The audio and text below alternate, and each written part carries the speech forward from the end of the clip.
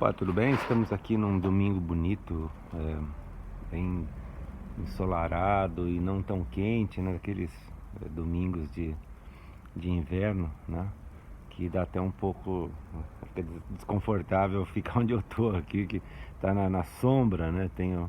Ficar no sol, a gente não aguenta ficar muito tempo, fica lá uns 10 minutos, 15, depois tem que sair, depois a sombra começa já a gelar o corpo, né?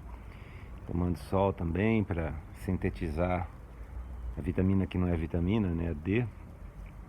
E a gente precisa disso, isso é uma coisa importantíssima para a saúde. Aí, cada vez mais uh, os médicos e profissionais da saúde vão descobrindo o óbvio, né? Aquilo que já se sabia há muito tempo atrás, talvez séculos atrás, que a gente precisa, né, de sol para uma série de questões, até ósseas, né? Fortificação de ossos e uma série de processos metabólicos que a gente precisa desse hormônio, né, que chamam de vitamina D, uh, processado, e ele, para que isso aconteça de maneira mais eficiente, pode se tomar também, mas o mais eficiente é de fato tomando sol, né, melhor do que consumindo. Na Finlândia, lá o pessoal eles tomam bastante por causa da falta de sol, né? E eles atribuem a isso também a depressão, né? Que existe por lá e tal, que é uma coisa bem comum aí para eles, né? Tanto é que a taxa de suicídio lá é muito alta, muito maior do que em países assim ensolarados e cheios de problemas, né? Como aqui. Mas, enfim, tem muitas possibilidades dessa questão toda. Eu queria gravar um vídeo aqui falando de um sonho que eu tive essa noite. Um sonho que eu não sei exatamente, tem um simbolismo meio óbvio, mas ao mesmo tempo não é nada que eu estou sentindo atualmente. Mas que eu estava numa casa que eu tinha que limpar ou reformar, uma casa que ficou fechada por muito tempo. E a casa estava assim, as salas, é uma casa muito bonita, grande, mas tinha ficado fechada por muito tempo e tinham teias de aranha, mas de tal maneira como eu nunca vi na minha vida, assim, fechavam os espaços todos, assim. E eu pouco vi, inclusive, essas teias. Algumas dava para ver, obviamente, outras assim direto, fácil. Outras eu me enroscava nelas sem perceber. E as aranhas vinham, não eram aranhas grandes, eram pequenininhas, mas algumas mordiam, assim. Uma mordida não terrível, mas assim que pegava, especialmente na cabeça, assim. E outras não, só fugiam, como aquelas que se chama de aranha, mas que também não é aranha, né? Que é aquela de banheiro, que tem as pernas bem longas, que parece quase um mosquitão, assim, que não tem veneno, não tem nada, né? Inclusive, esqueci o nome do inseto. Ele se mimetiza de aranha parece para escapar dos predadores, para parecer que é um bicho com veneno, e não é, né? Então é um bicho bem assim inofensivo. E enfim, pareciam bastante desses, mas chegava em alguns lugares que estava tão denso que a gente não conseguia andar para frente, ficava preso nessas teias assim, não conseguia seguir adiante do que estava se deslocando, e tinha que varrer muito e fazer muita coisa, enfim, né? Um processo assim de estancar, né? De impedir que prosseguisse e tal. Eu achei isso bem interessante, assim, essa, esse símbolo, que é um símbolo, assim, como eu disse, né? Direto da impressão que é simplesmente estar me sentindo tolhido, né? Tolhido e com dificuldade de prosseguir em alguma coisa, mas na verdade eu não estou me sentindo atualmente assim. Então eu não sei, talvez o que seja. E tem um negócio também, assim, recentemente, assim, nós vamos pensar no último ano, eu tenho tido sonhos completamente absurdos, assim, e completamente destacados daquilo que eu estou vivendo, e nem um pouco premonitórios, né? Como se fosse, eu sonhei com alguma coisa, aconteceu uma coisa parecida. Pelo menos eu não, e eu presto atenção nisso, até onde eu averiguei, assim, não, nada parece fazer sentido nesse, sabe? É como se fosse ligar a televisão ao acaso, assim, ou entrar no YouTube e ao acaso achar é até impossível fazer isso hoje em dia, porque é tudo referenciado, eles têm lá os dados nossos e a predileção daquilo que eu assisto, então eu nunca vou ver uma coisa que não tem alguma relação comigo. Mas antes, quando não era assim, né, no começo lá, até o YouTube começou em 2006, vamos pensar em 2010 mais ou menos, era aleatório, era completamente aleatório. Tinha inclusive até um canal, não sei se ainda existe, que ele ficava passando 24 horas por dia vídeos que tinham 0 views. Então você ficava assistindo a esmo, você ficava assistindo aleatoriamente, né? Vídeos vindo que o único critério era que eles não tinham, ninguém tinha assistido até o momento. Não sei se existe ainda, é interessante, né? A gente não, obviamente também é entediante, porque não tem nada a ver com nada, né? São vídeos até caseiros, ou assim, alguém filmando uma paisagem, alguma coisa assim, mas todos tinham 0 views, né? E, enfim, acho que isso deve ter mudado bastante, mas os meus sonhos têm sido dessa maneira, como se não tivesse absolutamente nada, nada, nada com o que eu estou pensando, o que eu estou passando, a minha realidade, os meus intentos. Parece simplesmente assim, como se fosse. Mas são muito, alguns deles, como esse daí das aranhas, são muito fortes, assim, porque ele é mais do que audiovisual, né? Ele tem tato, né? Ele tem interação mesmo, a gente sente cheiros, a gente sente, né, a presença, que nem no caso aí desse da teia, né, no corpo e passando aí algumas aranhas conseguiam picar e tinha algumas picadas, não muito, mas assim, algumas só, assim. E a gente tentando limpar, o negócio estava tão denso que nem com um cabo de vassoura. Eu lembro que eu tentava com um cabo de vassoura, assim, cutucar, assim, tirar, e mesmo assim não dá, não ia. Como se fosse feito de arame, sabe? Assim, era uma coisa. Mas aí um arame grudento, porque grudava também o cabo, tinha que fazer força para arrancar. Então é interessante, bem interessante isso. Talvez algum simbolismo com relação a isso, né? Uma coisa tão pequena, tão frágil, mas que em grande quantidade, assim, ele se transforma em uma coisa intransponível, né? No final desse sonho a gente limpa a casa, já está limpando, e tem uma pessoa lá também que já está fazendo o desserviço de trazer de volta aquilo que originou o problema, entendeu? Então talvez nesse sentido tenha um simbolismo, né? E que a gente limpou, tinha faxineiras também, eu junto, todo mundo lá, finalmente conseguimos. Aí já tinha uma pessoa lá que já estava trazendo de volta as condições iniciais, assim, de deixar aquilo lá desorganizado e tal. E eu fui lá falar com essa pessoa, falei, mas você não, olha, sabe, acho que você está fazendo não tá certo, né? E a pessoa ficou meio assim e tal. Eu não lembro exatamente da reação, se acatou, se não acatou, ficou tal. E era uma pessoa que podia decidir sobre isso. Isso vai na direção do título, né, desse vídeo aqui, que é a questão do gelo, né? A questão de não ser escutado, a questão de você perceber que muitas vezes fala alguma coisa, a pessoa não gostou, a pessoa ignora, né? Isso antigamente chamavam de gelo, né? Colocar a pessoa no gelo. Vão colocar você no gelo.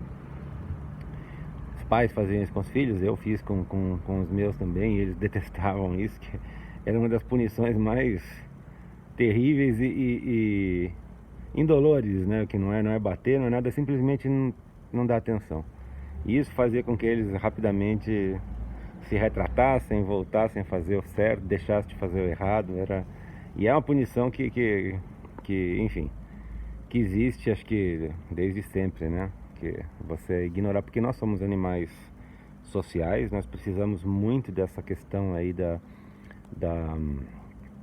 da interação social. Isso, todos devem ter percebido isso durante a pandemia, né, de passar enormes momentos assim sem ninguém, sem contato com ninguém. Isso é interessantíssimo como dói, né? Eu ouvi falar uma vez que crianças, né, na época de guerra e tal, que eram colocadas em orfanatos, assim, nenês, né? Ou não sei se era época de guerra, pós-guerra, mas enfim, que tinha muitas crianças, muitos nenês e sem família, sem pais. Então eles eram colocados em orfanatos e tinha lá as cuidadoras que simplesmente faziam aquilo que tem que ser feito, né? Trocar a fralda, alimentar, fazer aquele negócio, virar, agasalhar. Elas muitas morriam. Começaram a perceber que o fato de fazer isso de uma maneira industrial, sabe, não é o suficiente para que a criança viva. a criança sobreviva, um nenê, né, que eu tô dizendo. Ele precisa do afeto, ele precisa do contato. Então aí os cuidadores andavam com, né, agradavam, ninavam, tinha que ter contato de pele, né? Isso é uma coisa que é tão fundamental que elas morriam assim, com tudo certo, alimentadas, bem agasalhadas e tudo morriam, né? Então aí eles mudaram, perceberam isso, né? Isso aconteceu, acho que talvez, imagino eu, no primeira metade do século XX, né? Que foi um momento assim que eles, a gente esqueceu, a humanidade esqueceu muita coisa que já sabia, né? Que tem coisas que a gente tem que agir de uma maneira mais humana, mais afetuosa, até mais mágica também, né? Ligada também a tradições de magias, de simpatias, tudo que acabam funcionando, e a ciência nesse momento, assim, eu me incluo nessa também, que começou a considerar tudo isso é, um retrocesso, uma coisa descabida, mas o fato é que agora muitas delas voltaram, né? Quando eu tive um problema sério, que eu fiquei hospitalizado uns anos atrás, eu percebi isso com os médicos. Eles estavam muito mais ligados a coisas que antes eu lembro dos médicos assim ignorando, fazendo chacota, debochando, né, de chá ou de alguma coisa assim. De repente eu falava as mesmas coisas, mesmo com toda a alopatia, com os procedimentos e tal. Ele falava: não, isso é bom, realmente faz isso, tal. Ou seja, teve uma quebra um pouco dessa dessa arrogância científica, né?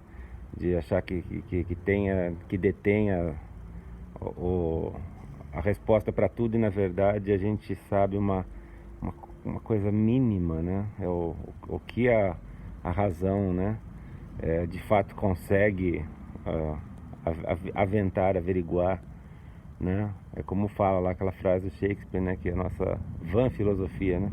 Existem mais mistérios entre o céu e a terra, né, do que a nossa vã filosofia pode imaginar. É uma frase mais ou menos, é um pouco diferente no original, mas o que quer dizer isso, né? Assim, que a nossa lógica, o nosso raciocínio, ele é muito míope, né? Ele é muito só de perto mesmo, assim, em situações onde esse processo caótico da vida se torna mais linear, né?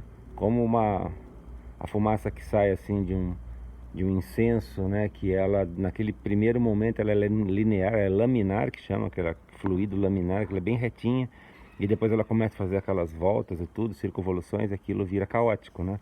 Então, modelar uma equação que determine aquilo que é linear, aquilo que é comportado, é muito mais fácil, né? Existe a superposição da linearidade, né? Então você pode colocar uma equação para uma coisa, outra para outra, todas elas juntas descrevem o processo.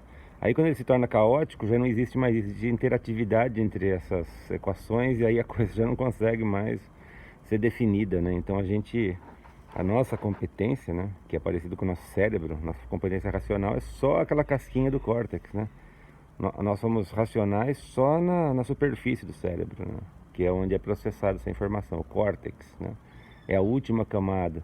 O miolo lá é límbico, é profundo, não tem nada de racional, né?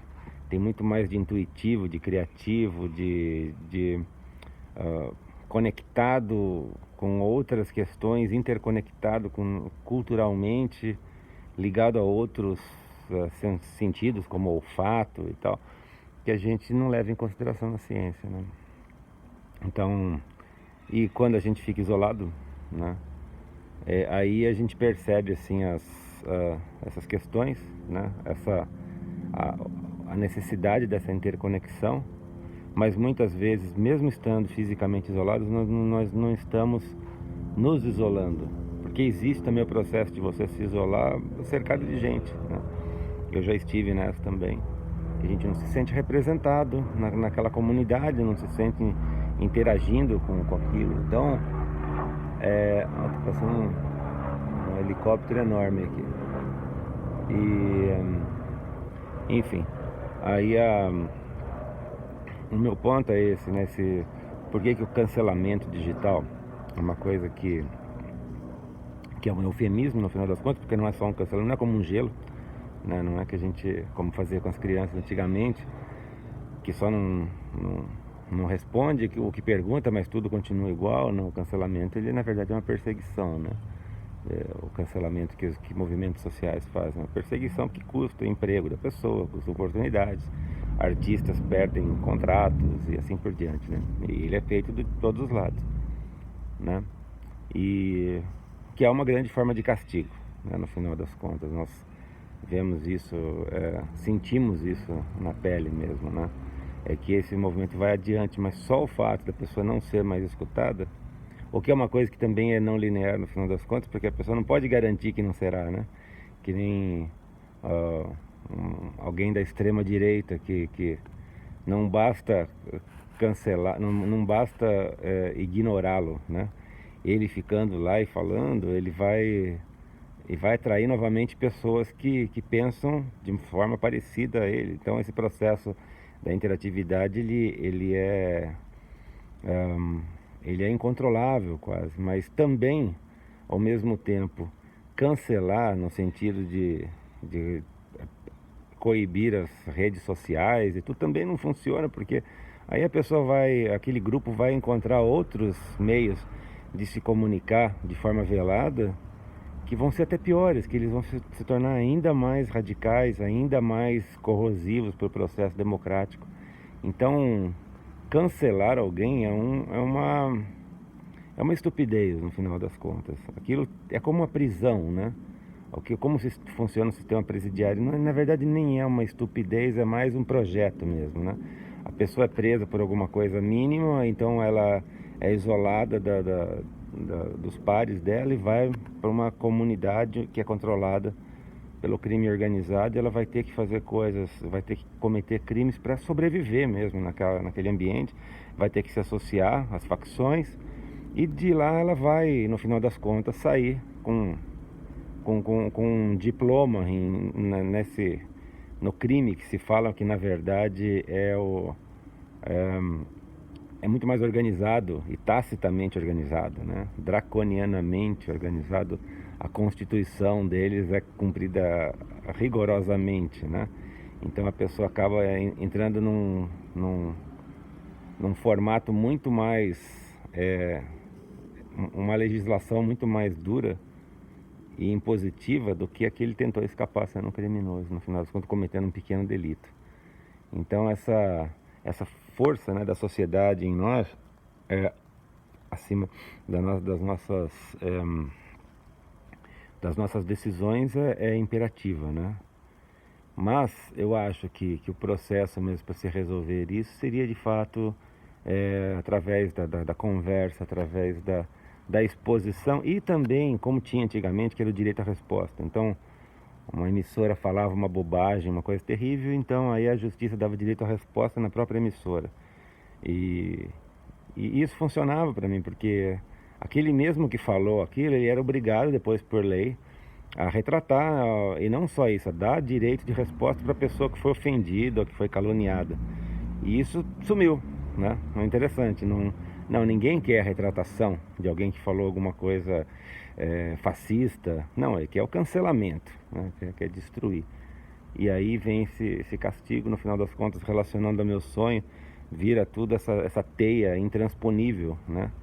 Que nós vivemos atualmente, né? Como se fosse nessa casa desse meu sonho, que não dá para ir a lugar algum. Você acaba sendo preso e tendo pequenas mordidinhas que não são terríveis, não é? Eu não fui mordido por uma cascavel, foi uma pequena mordida de uma aranha, que você não pode, que é muito parecido com essa também a exposição que você percebe de um cancelamento, que de repente as pessoas não estão mais te escutando, você manda um artigo, não é aceito, você faz um vídeo, não é visto, você pede um projeto, o projeto não é aceito. E são as pequenas mordidinhas, né? Que por trás você cai dentro disso. Eu vi isso dos dois lados na minha vida, né? Eu vi também do lado em que eu estava, na situação em que as pessoas vinham para mim e perguntavam: tal pessoa, passo ou não passo, faço ou não faço, aceito ou não aceito. E eu no final das contas, estava naquele momento como na posição de juiz total, porque se eu falasse qualquer coisa a respeito da pessoa, uma vírgula que fosse, então tá bom, então esse projeto não vai ser aceito, essa pessoa não vai ser contratada, né?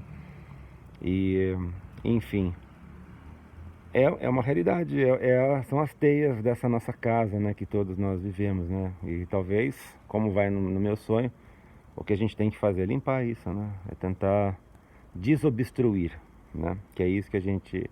Mas no momento em que eu desobstruí, logo em seguida eu já percebi novamente se formando aquilo. Então, como que a gente resolve isso, né? Isso é um processo inevitável, mas ele pode ser vigiado, ele pode ser constantemente feito. Por isso que eu acho interessante, você vê o símbolo, né, da bruxa, né, é a vassoura, né? O que é a vassoura? A vassoura é um mecanismo, né, é um equipamento milenar para você ficar constantemente indo na direção daquilo que você quer, que no caso é limpar a casa, né? Limpar um local, que você terminou de limpar, ele já imediatamente começa de novo o processo. Ele já está, o processo de sujar novamente. O processo já está acontecendo enquanto você faz. Então acho que a magia, a intenção, né, a sincronicidade ativa, né, que nós intencionamos alguma coisa que queremos, um processo como a fé, né? A fé é isso, né?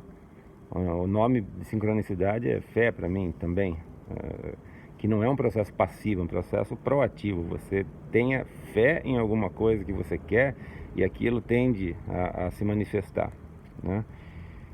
É um processo que nós estamos impondo uma limpeza, né, como da vassoura, num processo que imediatamente ele já está voltando lentamente. Então você tem que constantemente fazer isso. Você tem que, como diz lá aquela frase, orar e vigiar, né? Então você ora, que seria o processo de fé, o processo de você intencionar alguma coisa que você quer, e vigia. Você está o tempo todo passando e vendo. E a maneira mais fácil de limpar uma casa, para quem faz isso, como eu, é você fazer constantemente, né?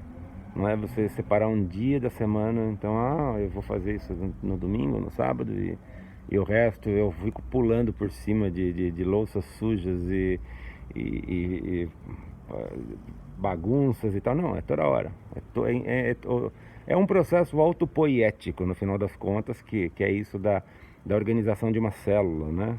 Que ela está o tempo todo gerindo, que é o processo da vida. A vida é isso, né?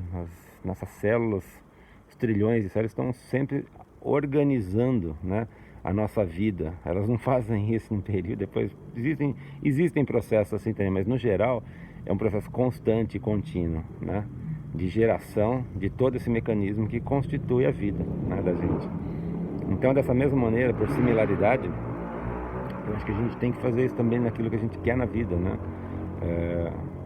Intencionar, usar o símbolo da vassoura da bruxa, né? E limpar constantemente na direção, empurrar o caos da sujeira numa direção, recolher, limpar e tal, e no final das contas fica tudo não só bem agradável, como também divertido, porque também é divertido. Talvez assim, mais velho a gente percebe isso. É divertido limpar, é divertido manter as coisas organizadas, limpas, e, sabe, acordar de manhã, você vai lá na sua pia, tá tudo limpinho. Você fez uma festa sozinho ou com outro que seja no dia anterior, no dia seguinte tudo certo, tudo bem, sabe, tudo assim, te recebendo, parece que tem uma energia boa assim no local, não aquele negócio, aquela confusão que você deixa secar a sujeira na panela, depois você vai tirar, o negócio tá grudado, ou no copo, na hora você já pega lá, passa uma buchinha, tira, esse negócio sai, tudo fácil. Quanto mais imediato você atua no processo, mais fácil ele fica. E isso para mim vale também no gerenciamento da nossa vida, seja no aspecto lógico, né? No aspecto racional, né? A casquinha do córtex, aquele pedacinho que é o lógico, que é a razão, onde a gente consegue achar, né? Então deixar as coisas, bem como também nessa limpeza interior, né? De nos vigiar, como nós estamos pensando, como nós estamos intencionando sem querer ou replicar de uma situação que nós não gostamos, né? Então é isso. Bom domingo aí para todos e até uma próxima oportunidade.